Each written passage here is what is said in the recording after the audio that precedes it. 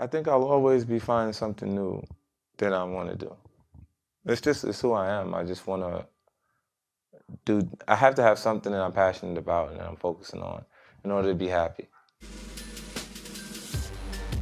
Though he would later struggle with the nature of his fame as well as market expectations, 50 Cent endured substantial obstacles throughout his young yet remarkably dramatic life before becoming the most discussed figure in rap, if not pop music in general, in the mid-2000s. Things you go through turn you into who you are. You're a collage of your experiences.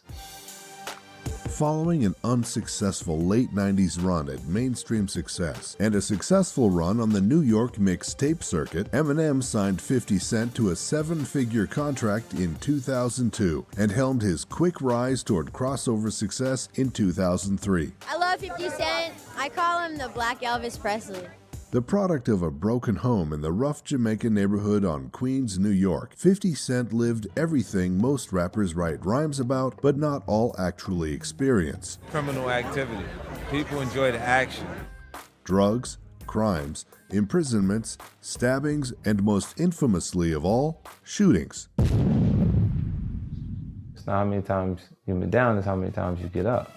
If 50 Cent was a superhero, then the shooting was the creation myth. It's the moment where Peter Parker gets bitten on the neck by the radioactive spider. 50 Cent may have fit the mold of a prototypical hardcore rapper, but he could also craft a catchy hook. As a result, his music crossed over into the pop market, appealing to those who liked his roughneck posturing and rags to riches story, as well as those who liked his knack for churning out sing-along club tracks. He's contributed great work over the years. He's contributed absolutely brilliant work.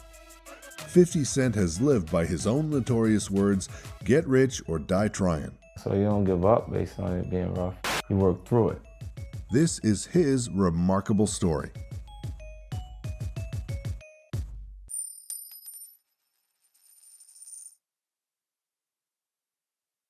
Music, I think, is what's really amazing about it is how it breaks language barriers. You know, because some of the people who were out there last night don't speak English. You know, and it's interesting how they'll come and enjoy the festivities and everything's exciting. And for me, everywhere I've been, it feels like hip-hop culture is now pop culture. It's everywhere. It's so broad. You know, originally it was something that was in New York, you know, and it grew outside of that, and it's everywhere. So, you know, I was blessed with being there to kind of experience some of the early stages of it. So not actually participate, but be influenced by it and have it, you know, play around me from when I was really small. And now, I mean, it's exciting to go and do different things in film and to develop interest in different areas in art and have the ability to go after it. It's amazing. It feels great. Everybody that you talk to potentially has a story to tell. They're an individual, and if you treat them with some modicum of professional courtesy and respect, and you try and hold a conversation rather than go into a situation with a kind of a checklist of things and you just want to tick items off on a box, you may get information, but you won't get a sense of who the person is that you're talking to. So I try and hold conversations with interviewees, and as such, I'm very rarely surprised to find people diffident or stonewalling or unpleasant or argumentative or hostile. 50 Cent in that regard was no different to the vast majority of people that I get to talk to on a day-by-day, week-by-week basis. He's an interesting guy. He's done some interesting stuff. There's nothing in his life that he's particularly unwilling to talk about. I guess if you were to press him on his thoughts on who it was who shot him, you might find him clamming up a little bit. But most other subjects, he's not necessarily an open book, but he's someone who's warm and engaging and intelligent and interesting. I wasn't particularly surprised that he was any of those things, and I found him to be all of those things. My first expectations of looking after 50 Cent, I thought it would be a lot harder than it was. I thought it'd be a lot more difficult, and he wasn't at all. He was very easygoing. The paparazzi and the guests outside were actually more problematic than the artists and his guests themselves.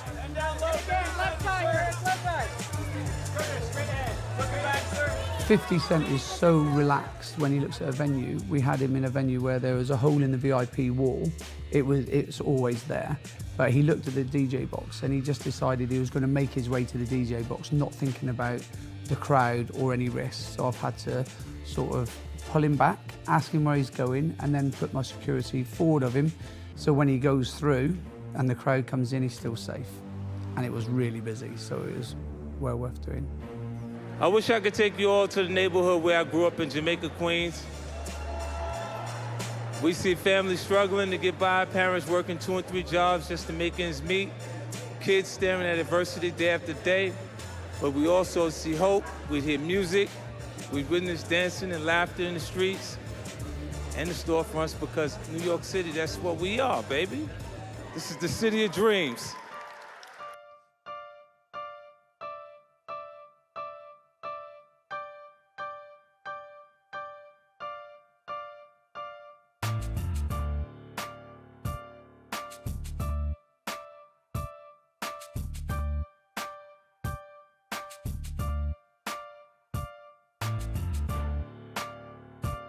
Curtis James Jackson III was born and raised in the South Jamaica neighborhood of Queens, New York City.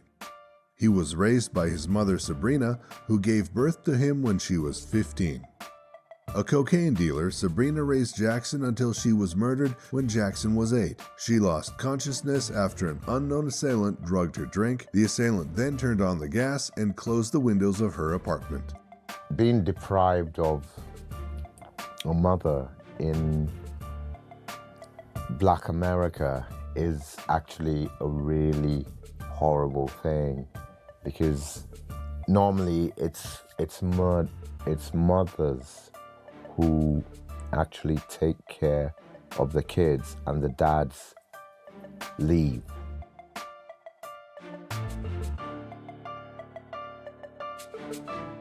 I think hip-hop's one of those genres where the formative experiences of the artist are of pivotal importance. Hip-hop tends to be stories taken directly from the life. If not your own life, then the life of people that you knew, friends around you, things that you saw happen in the neighbourhood. So clearly, anyone who's had the kind of life story that Curtis Jackson had in the early part of his life is not going to want for material when it comes to writing this definitively and very often deliberately autobiographical music. After his mother's death, Jackson moved into his grandparents' house with his 8 aunts and uncles. At age 12, Jackson began dealing narcotics when his grandparents thought he was at school. In 1994, Jackson was arrested for selling 4 vials of cocaine to an undercover police officer. He was arrested again 3 weeks later when police searched his home and found heroin, 10 ounces of crack cocaine, and a starting pistol. Although Jackson was sentenced to 3 to 9 years in prison, he served only 6 months in a boot camp. The whole thing about selling drugs is a whole mode of survival. It's a method of survival. It is really the people who are selling drugs and the people who certainly were selling drugs. I don't know about now, but certainly in 50s time, the people who were selling drugs were forced to sell drugs by their circumstances. And it's not out of hatred for their fellow man either. It's just economics. I've always had to be 2 people growing up. I had to be aggressive enough to get by in the environment, and then be my grandmother's baby when I got in the house. Like, we weren't allowed to curse or do anything that my grandparents felt were inappropriate. They were old-fashioned people, so I'm both of them, but under circumstances where a person is making me uncomfortable or I'm in a threatening situation, you see 50 Cent show up, but I spend more time functioning like my grandmother's baby right now. In 1995, Curtis Jackson decided to trade crime for hip-hop. Jackson began rapping in a friend's basement, where he used turntables to record over instrumentals. In 1996, a friend introduced him to Jam Master Jay of Run DMC, who was establishing Jam Master Jay Records. Jay taught him how to count bars, write choruses, structure songs, and make records. In 1999, after Jackson left Jam Master Jay, the platinum-selling producer's Trackmasters signed him to Columbia Records. They sent him to an upstate New York studio where he produced 36 songs in 2 weeks. 18 were included on his 2000 album, Power of the Dollar. You were locked down in the studio for 2 weeks. You came up with 36 songs. When you thought about bringing the human together with truth, was this something that you thought about as far as a marketing strategy, or was this something that you just felt in your heart? It was something I just felt. Okay. You know, like, it wasn't even about marketing strategy. Like, I feel like right now it's a little harder for an artist to come out by himself, like, without being affiliated with a camp. Like, he's not down with Rough Riders, or not down with Cash Money, or not down with any other cliques that's like Def Squad or somebody that can co-sign him. Like, you know what I'm saying? 50 Cent is just, it's me, it's 50 Cent, you know what I'm saying? It's a metaphor for change. I'm gonna make some changes. I'm gonna do it myself. I just gotta give him records that's undeniably hot. Jackson's popularity began to grow after the successful, controversial underground single, How to Rob, which he wrote in a half-hour cab ride to a studio. Let's talk about How to Rob. That was by far, to me, that was like one of the funniest, most truthful songs, man, that I've ever heard. How did you actually come up with that concept, and how long did it take you to write that? I used the format from Biggie's Dreams of Sex and the R&B chick. Okay. Like, I used that format, and I did what, like, cause the jewelry is becoming a part of hip hop. Like, it's symbolizing your success right now. Like, you know, like the bigger artists got bigger diamonds now. You know what I'm saying? So that's why I came along the lines. Like, when Big was thinking Dreams of Sex and R&B chick, it's cause, like, I think R&B music is sexy, regardless, even if the artists aren't attractive. Like, what do you do when you listen to that music? You know what I'm saying? So I'm thinking of a way, you know, to do it in my angle, like my way, how I could do it, and I came up with How to Rob. You know, and just, that's the way I brought it to the table. The track comically describes how he would rob famous artists. Rappers Jay-Z, Big Pun, DMX, Wyclef Jean, and the Wu-Tang Clan responded to the track, and Nas invited Jackson to join him on his Nostradamus tour. 50's willingness to rap openly and brashly, and the attention How to Rob attracted, would come back to haunt him. Beef to me is a different thing. Beef is when you're in an actual altercation with a person, or when you're actually going back and forth with each other, and it's violent. It's when they're actually past the point of art or saying anything to each other. It's like, no, when they see you, something's gonna happen regardlessly. You know, like, that's what beef is. On May 24, 2000, just before Columbia was set to release Power of the Dollar, an assassin attempted to take 50 Cent's life, shooting him 9 times with a 9mm pistol, while the rapper sat helpless in the passenger seat of a car. One shot pierced his cheek, the other his hand, and 7 others his legs and thighs. Yet he survived, barely. With 20/20 hindsight, he was shot over How to Rob. That's just how it goes. It's the nature of jealousy and things like that. If you like, if 50 Cent was a superhero, then the shooting was the creation myth. It's the moment where Peter Parker gets bitten on the neck by the radioactive spider. It's the point where an ordinary person becomes this sort of superhuman, superhero figure within the hip-hop landscape. It gave him a story and a power source to draw on that he set him apart from all of his peers and all of his competitors. After hearing the news, Columbia Records wanted nothing to do with 50, shelving Power of the Dollar and parting ways with the now controversial rapper. And that, I think, from talking to him, seems to have been the defining moment. And that was the point where he decided, okay, so I've been a victim of a crime, and as a victim of a crime, they're ditching me. I mean, I could have understood it if I'd gone out and shot somebody and they decided they didn't want to have anything more to do with me, but I was the one that was shot and they still threw me away. And he wanted to make sure from that point on that that would never happen again. It took 50 Cent just 5 months to fully recover from the shootings. When he left the hospital, he stayed in the Poconos with his girlfriend and son, and his workout regime helped him develop a muscular physique. As well as being dropped by his label, 50 was also blacklisted by the recording industry. Unable to work in a US studio, he went to Canada, where he recorded over 30 songs for mixtapes to help rebuild his reputation. During the next 2 years, 50 Cent returned to the rap underground where he began. He formed a collective known as G-Unit, worked closely with producers Sha Money XL, and began churning out mixtapes. These mixtape recordings earned the rapper an esteemed reputation on the streets of New York. Some of them featured 50 Cent and his G-Unit companions rapping over popular beats. Others mocked popular rappers, especially Ja Rule, who quickly became an arch rival. Ja Rule was on Murder Inc., so it's crew versus crew. So Murder Inc. on one hand and 50 Cent on the other, and it's like, again, I'm sure it was all over Ja Rule being a pop rapper and not being quite, you know, excuse my language, street enough. This constant mixtape presence throughout 2000 to 2002 garnered industry attention as well as street esteem, particularly when Eminem declared on a radio show his admiration for 50 Cent. A bidding war ensued, driving up the signing price into the million-plus figures in the process and slowly moving the rapper into the up-and-coming spotlight once again as word spread.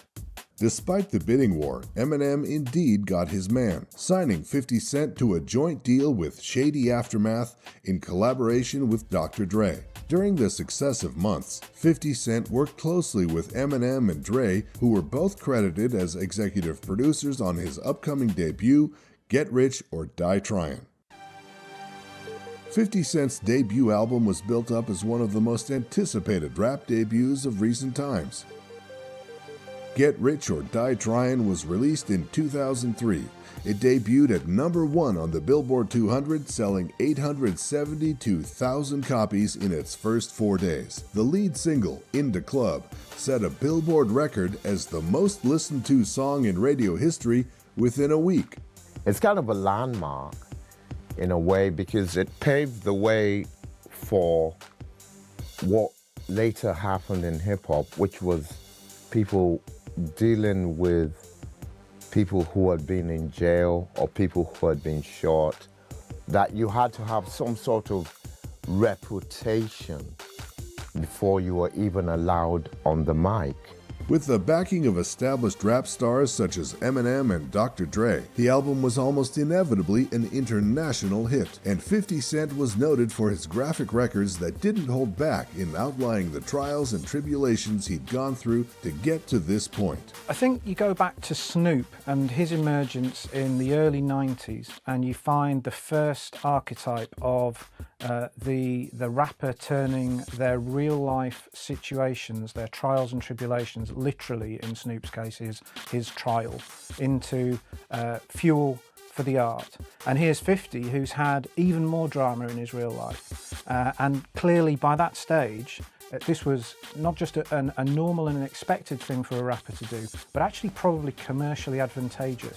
And I think this is the thing that 50 did, that other people haven't really learnt from as fully as perhaps they might, is how they can then take what's unavoidable, what's happened to them probably through no fault of their own, tragedies, tribulations, real life problems, and turn them into something that he can then make work for him. He did that brilliantly through his music. As well as portraying his life in his lyrics, 50 Cent was also keen to deliver his tale to the big screen. He starred in the biopic Get Rich or Die Tryin', which was released in 2005. The film went on to gross over $45 million worldwide. It's important for the music business, not just 50. It's a great movie. It's a powerful movie. Jim Sheridan really put some heart and soul into this thing. 50 did a great performance along with the other cast members. And I think it's very, very important for the music business itself, this movie. Anybody who's been through any hard times ever can associate themselves with this film. It's just that simple. Because if you've ever been through any kind of struggle, or if you ever had any questions about who you are, finding yourself, that's the same struggle and the journey that this character Marcus goes through and the rest of the guys in the film. 50 can do anything because he'll study, he'll train, he's an athlete. He's just a brilliant musician, he's a great songwriter, he's a great lyric writer, and he's a very powerful person. Oh man, I enjoyed myself. It was a learning experience. You know, I got a chance to learn a lot being on the set with Terrence Howard, Joy Bryant, Bill Duke, Omar Miller, Tory Kittle, Etta Wiley, to name a few. I mean, in the future, if there's a screenplay that I come across that's as exciting as my life story is to me, I'll commit to it, you know. He's great. He's great. He's like a sponge. He soaked everything up. Whether it was a suggestion from the director, from a fellow actor, he was very interested in getting the best possible performance out of himself and us. It was fun. I mean, the cast, the crew was real nice. It was cool hanging out with 50. He's a real nice guy, very respectable. I kind of picked up some of his traits and his mannerism. So if I drop a rap right now, please forgive me, it's 50 talking. I mean, it's an opportunity for people to get a good look at the things I've been through in my life and make a decision on how they feel about me as a person based on this, opposed to the small things they receive through different media outlets. You know, back in the day, they're gonna be very surprised.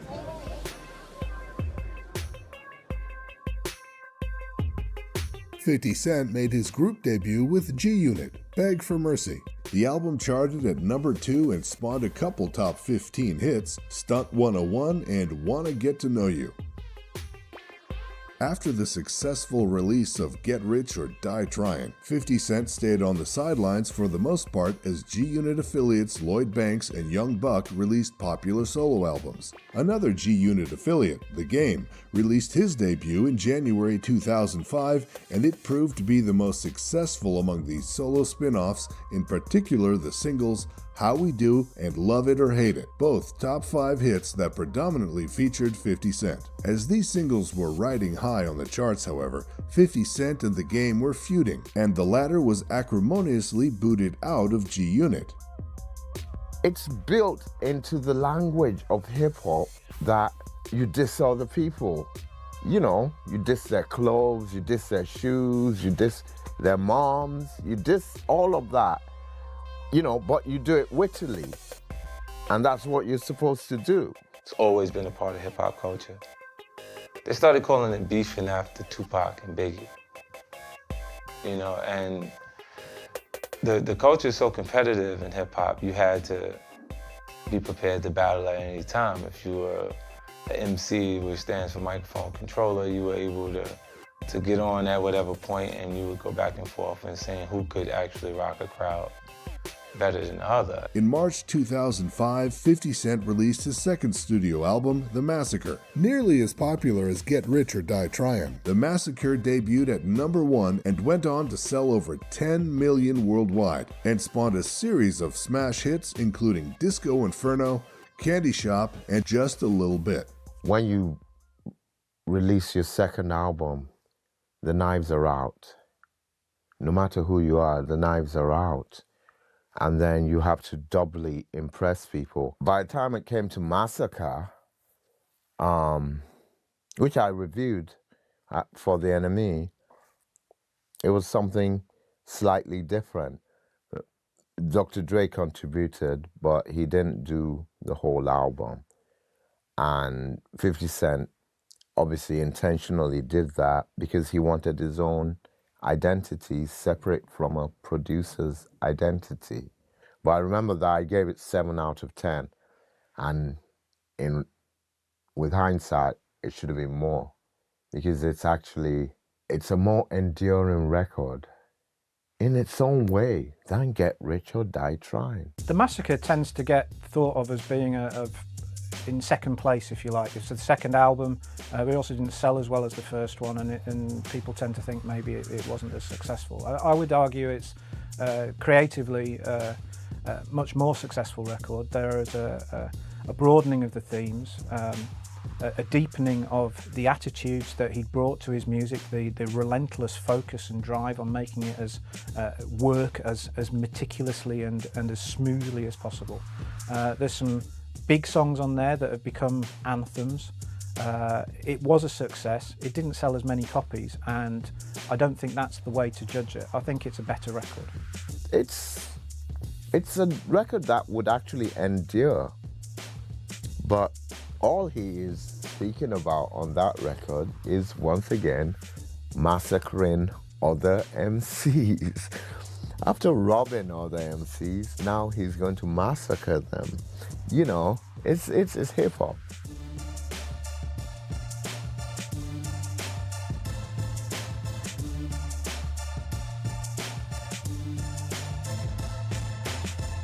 After firmly establishing himself as a hip-hop powerhouse in the mid-2000s, 50 became a business, scoring his own G-Unit clothing line, his own PlayStation game, and even his own vitamin water flavor. On Forbes magazine's 2007 list of hip-hop cash kings, 50 Cent, worth $32 million, ranked second behind Jay-Z.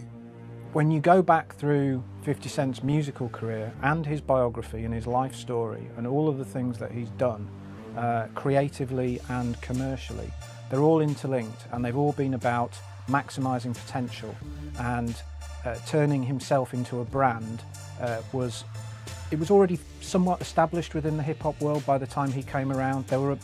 We'd had the mid-90s, the emergence of the idea of hip-hop groups or hip-hop artists as being people who could sell t-shirts or baseball caps, or perhaps start to help market training shoes and get deals with sportswear firms. I think you go back to Run DMC, who were very influential in 50's career. Incidentally, Jam Master Jay was an early mentor.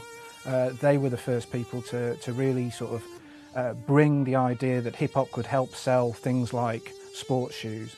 And they made that a mainstream thing. And branding, being successful financially beyond the music, beyond the creativity, was already a part of the landscape when 50 came along. So it's natural that he would have had one eye on that. And I think it's in keeping with the way that his music went and the way that his career developed following the shooting. He became somebody who was driven by achieving, and achieving in whatever way he saw fit and whatever way he felt was logical and whatever way he could make work. Yes, it's surprising in some respects that he became a multimillionaire through vitamin water, not through something that might at first glance appear to have more direct resonance or relevance to his rap career. But if he saw an opportunity, he would take it and he would maximise it. And I think that's all of a piece with the music that he made. While 50's profile remained high, his modus operandi of get even richer or die trying had a deleterious effect on his music. In a bid to increase sales for his third studio album, Curtis, 50 Cent went head-to-head with Kanye West in a sales battle that would ultimately represent the changing attitudes towards hip-hop. He too had an accident. You see, he too had an accident. And he started out as a producer anyway. And he wasn't supposed to be a rapper. Oh, you know it happened for a reason. God knew I had a message, he knew I had a mission, but he knew no one cared about me. He said, Kanye, I'm gonna make somebody care about you. Bam, I nearly died. That's one of the best things that could happen to a rapper. The sound of Kanye, he's a producer, so he's like, he uses a lot of 808 drums, which goes back to the beginning of hip hop. It goes back to the electro era. He's a big producer, but 50 Cent, he's a rapper, and he doesn't produce his own stuff, and he has to farm his stuff out to producers, and that's just, you know, it becomes a big difference between them. A Kanye record is glossy to the nth degree, you know, excuse my language, but it's glossy. And a 50 Cent album is like grimy. So yeah, it's the difference between glossy and grimy. By the time he had his face-off, if you like, with Kanye West over releasing an album in the same week and making this big song and dance about who was going to sell more and putting high stakes on it, I think the industry had changed, the music industry had changed. Hip-hop was changing, hip-hop has constantly changed since it started. So that's no surprise. But the economics of the music industry were starting to crumble. We were feeling the effects of the downloading, the MP3 era, the idea that by now is entirely prevalent, that music is not necessarily something that you should buy, it's something that you hear and you should have free access to it. Anybody coming around in that era was going to see lower sales than they had perhaps been used to in even 4 or 5 years beforehand, certainly 10 years beforehand.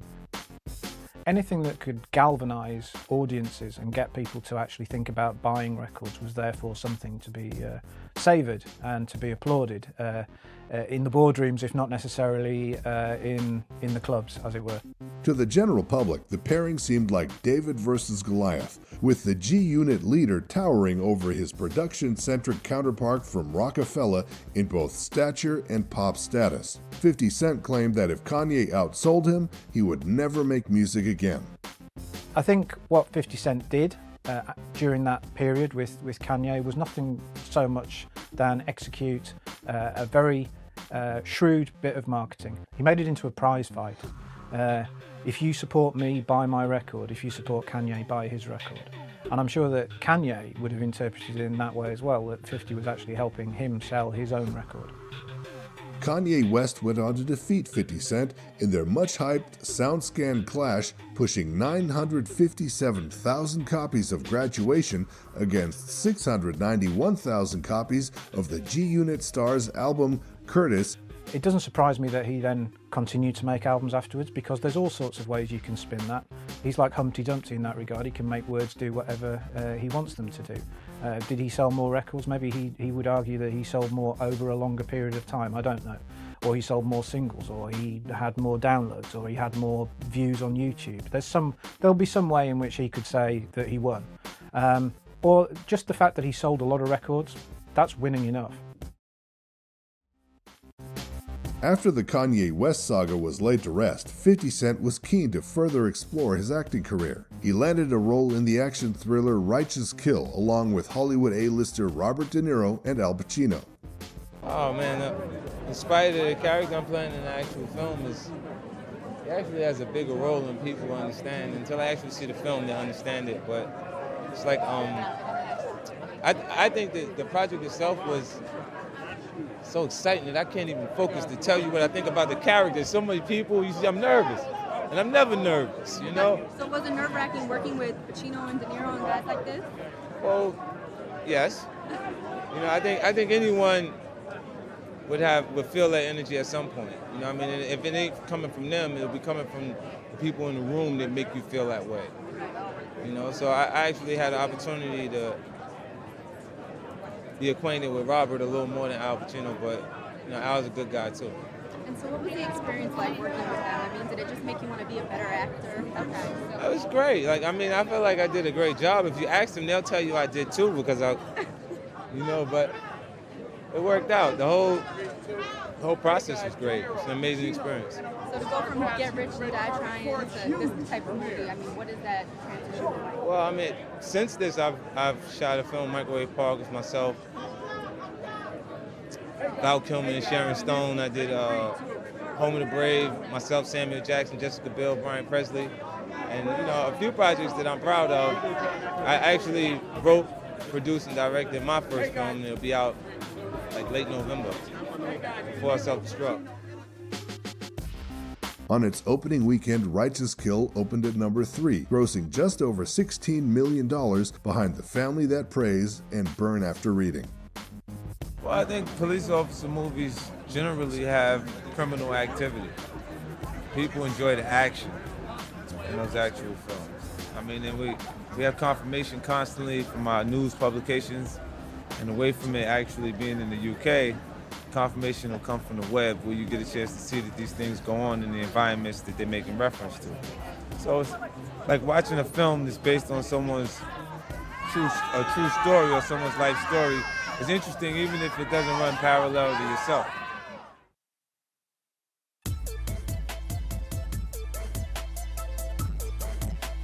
Away from the big screen at the studio, 50 Cent is keen to give back and is involved in numerous charities. In 2007, the space formerly known as the Baisley Park Community Garden began its remarkable transformation into the Curtis 50 Cent Jackson Community Garden. Giving back to his childhood neighborhood and the community that has supported him over the years, rap sensation 50 Cent joined forces with the NYRP founder and performer Bette Midler to breathe new life into this much-needed green space. This is great. I'm thrilled. I'm thrilled. I've been watching him. What he has achieved in 5 years is absolutely astonishing. And the foundation that he has, the G-Unity Foundation that he has, is devoted to giving money to granting money to organizations that already exist that need a helping hand. And some of them, I've seen the list, and it's a fantastic group. So we knew he was serious, and when we came to him with this project, it started out as a $250,000 project. It somehow wound up costing us a little bit more than that, and he never said, boo. He just said, oh, okay, anything you need, and because I think he's really devoted to the neighborhood, and I think he's really devoted to the idea that the kids have a place to come and learn about where food comes from and what's great about nature. So it's win-win. It's beautiful. If you look around, I wish I had it to come to when I was growing up around here. That's exactly what I was just going to say. I mean, this is where you're from. So how does it feel to give back to the community? It's exciting to be a part of it, period. It's an opportunity to be a part of actually upgrading the neighborhood and the actual experience of living here.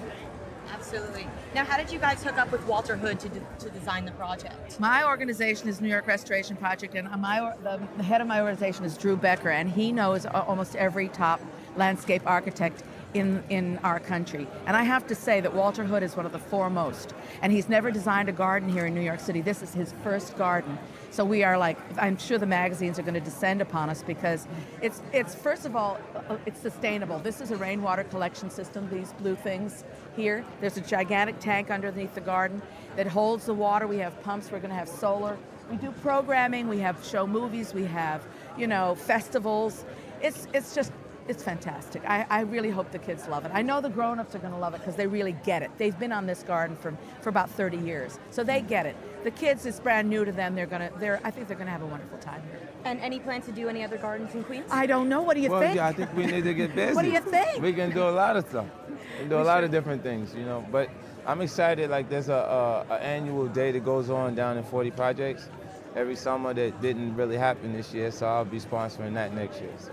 Fantastic. Thanks, guys. And this is beautiful. Thank you very much. We're very proud of it. Located in the Jamaica section of Queens, the garden represents a much-needed resource for an area that currently has less than 5% of the recommended amount of open space to serve its more than tens of thousands of children residents. Wow. I couldn't have a better introduction than that, right? You know what I mean? But I'm going to start off by saying I feel really good being here to just get a chance to see some of y'all faces. I see John Fool, Zaya, a bunch of y'all, man. I didn't even know Lefty was out of jail, baby. What's up, man? Man. But it's a hell of an opportunity for me to be able to collaborate with Bette Midler and New York Restoration Program to bring this garden to the community, to allow the youth, the little guys that were singing today, the opportunity to utilize it. Because they'll utilize it a little more than the adults. We got bills to pay. So for them to have this opportunity to utilize it is great. I feel like to be able to directly affect the experience of living here for them is exciting.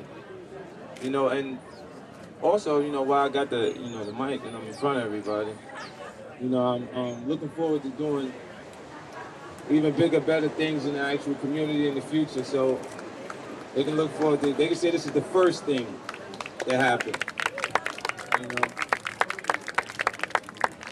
I already started investigating, and I'll actually, this year, we'll actually experience the first 50's first annual 40 day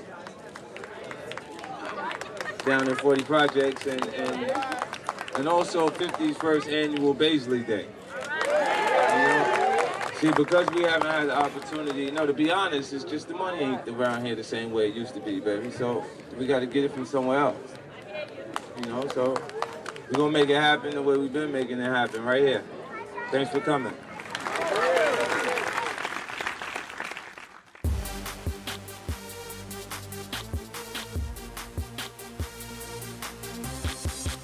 After sharing screen time with some of Hollywood's biggest stars, 50 Cent was back in the studio working on his fourth studio album, Before I Self-Destruct.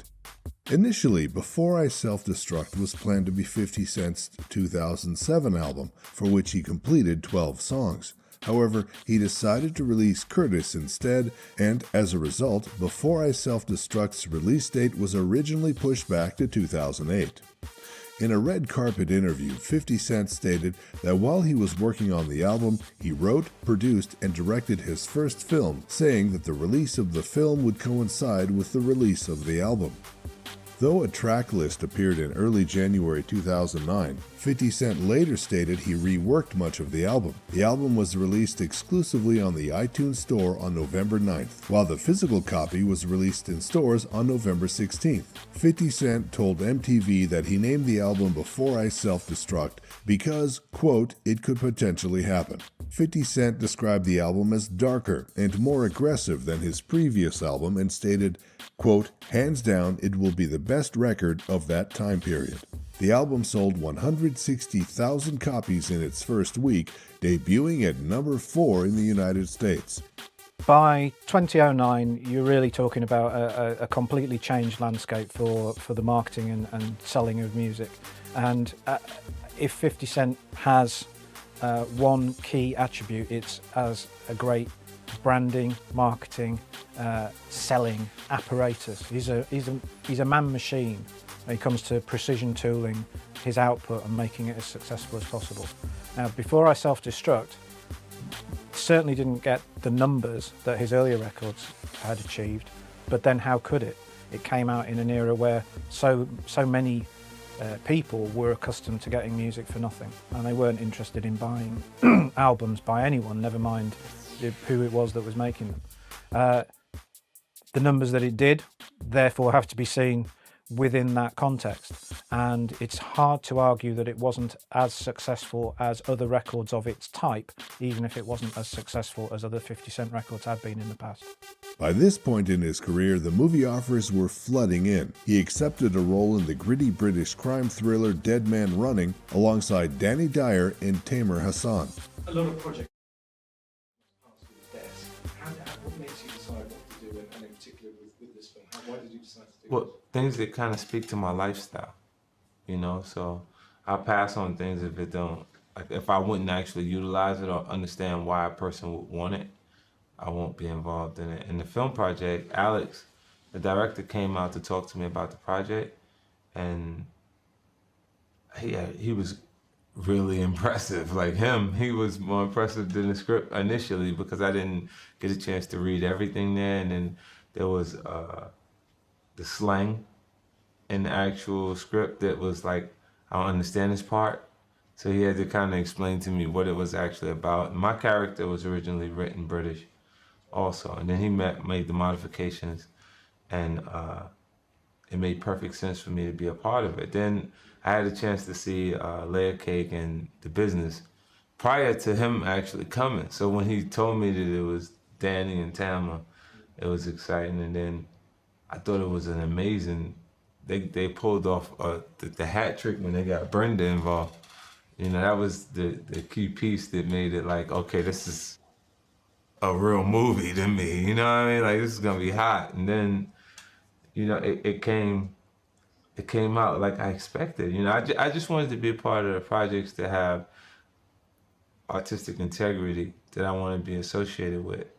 You know, so I feel really good about this. It was not about how much they was paying me to be on the project, you know, because people associate me with my business and that business savvy, I'll point that out, because when it comes to film projects, it's the film itself that's important. Well, I mean, for me, creatively, I have to be inspired by what I'm reading, you know, and I don't look so far into it to say I won't play this role because it'll create this type of image or aura for me, you know, like, you might see me in a romantic comedy, don't expect me to just play in things that directly speak to 50 Cent. This is why I asked to be called Curtis 50 Cent Jackson in the film project, so my fans don't come to see the film and expect to see the same aggression that's on the actual music. What's interesting is people already see me really, really aggressive.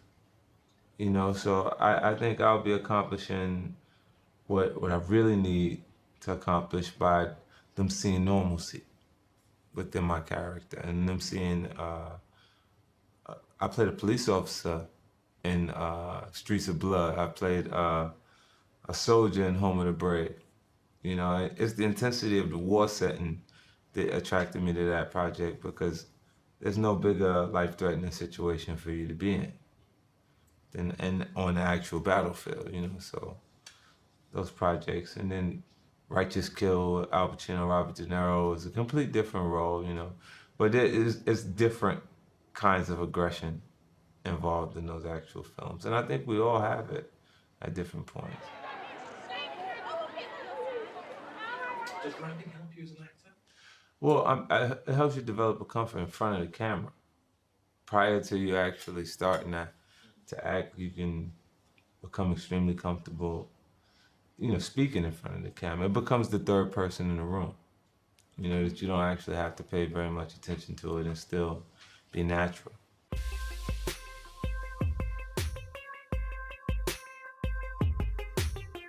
50 Cent's fifth album, Street King Immortal, was initially scheduled for a summer 2012 release and postponed until November 13. Disagreements with Interscope Records about its release and promotion led to its temporary cancellation. Its first promo single, New Day, with Dr. Dre and Alicia Keys, was released on July 27th. The song was produced by Dr. Dre, mixed by Eminem, and written by 50 Cent, Alicia Keys, Royce da 5'9", and Dr. Dre. My Life, the album's second promo single with Eminem and Maroon 5 lead singer Adam Levine, was released on November 26, 2012. In January 2014, Jackson said he planned to release Animal Ambition in the first quarter of the year, followed by Street King Immortal. On February 20th, he left Shady Records, Aftermath Entertainment, and Interscope, signing with Caroline Records and Capitol Records. According to 50 Cent, although he owed Interscope another album, he was released from his contract because of his friendship with Eminem and Dr. Dre. I'm a special case and situation. It's also because of the leverage of having the strong relationships with Eminem and Dr. Dre. They don't want me to be uncomfortable. They value our friendship to the point that they would never want to jeopardize it over that little bit of money.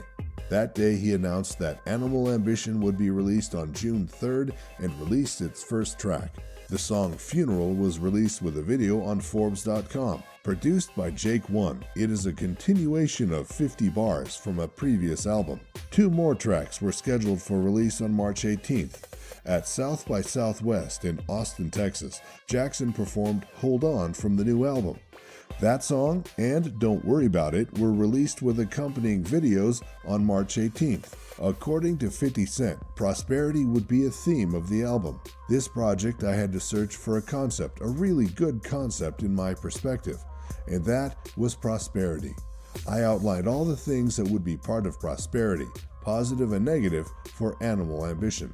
On May 14th, 2015, 50 Cent revealed in an interview that the first single from Street King Immortal would be previewed Memorial Day weekend and would likely be released in June. 50 Cent released Get Low on May 20th, 2015 as the lead single from his 6th studio album, Street King Immortal. The song, produced by Remo the Hitmaker, features vocals from fellow American rappers 2 Chainz and T.I., as well as American singer Jeremiah.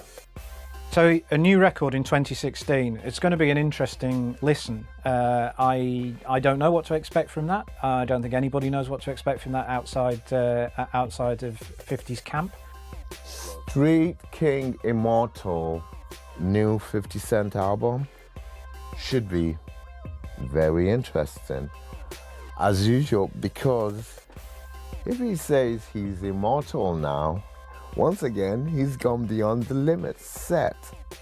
You don't say you're immortal because you're then challenging people to actually take you down. But he's not going to be taken down. I think he'll be good. I hope he works with Dre, but I think there's so many young blood producers now that he doesn't necessarily have to work with Dre. He doesn't have to. and he'll pay them. And if he had to deal with Dr. Dre, there would be a slight clash. There'd be a clash because both are now major domos in their own empires. And, you know, they'd have to come together and kind of knock heads a little.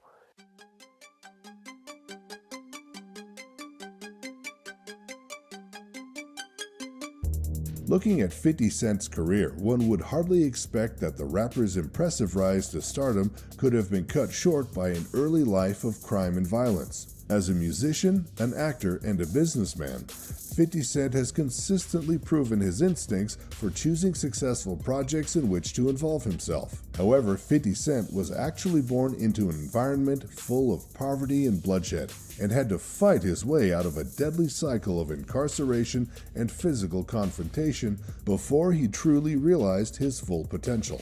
The difficult points define how good it is when you make it back to the good points in life. You know, so you don't give up based on it being rough. You work through it and get to, then imagine how good it's gonna feel when it feels so bad at that point, when things get better.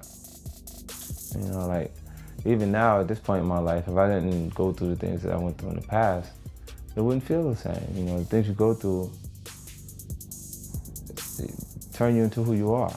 He came to prominence in an era where it was already understood that if you wanted to get fans of certain subgenres of hip-hop, you needed to make sure that there was something for them on your record. There'd be something for women, there'd be something for people from the South, there'd be something for people who had more affinity with the West Coast style, something more lyrical and gritty for people who'd grown up with the traditional East Coast Golden Age sound. And he would put all of those things onto his records, and the people around him, Dr. Dre, Eminem, knew as well how to bring all of that out and to put it all on a record so that there was something in there for everyone. But he also did that with his lyrics, and he did that with the song themes and the structures. And it was a precision-tooled piece of work that he was able to manufacture because he wanted to make sure that it would reach as wide an audience as possible. Whereas many rap artists have often been critiqued for rapping about harsh subjects of which they possess little knowledge, 50 Cent lived the dangerous escapades he would later put in his songs. Although a rise into the higher echelons of Hollywood mellowed out his confrontational behavior somewhat, 50 Cent's early life began with a whirlwind of tragedy and treachery. And as a result, the multi-platinum selling artist's music depicts a gritty painting of his turbulent life. But is he considered a hip-hop great? I don't necessarily think 50 Cent is a legend of hip-hop, period. He's more of a legend for accruing money than he's a legend of hip-hop. I don't necessarily count him as a legend of hip-hop, but he's contributed great work over the years. He's contributed absolutely brilliant work, but he's not one of the legends. And that's what he's striving for. He wants to be the king. He wants to be, actually, put it this way, he wants to be Elvis Presley.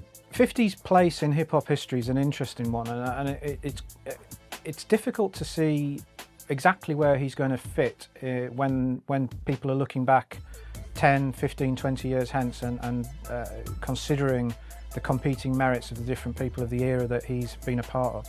Certainly he's been one of the most successful, commercially successful artists to come out of the genre. Has he been one of the most critically acclaimed? No. Has he always made art that will rank alongside the greats, that will resonate down the ages? Not all the time. There are moments on his records and in his career where he stands shoulder to shoulder with the all-time greats.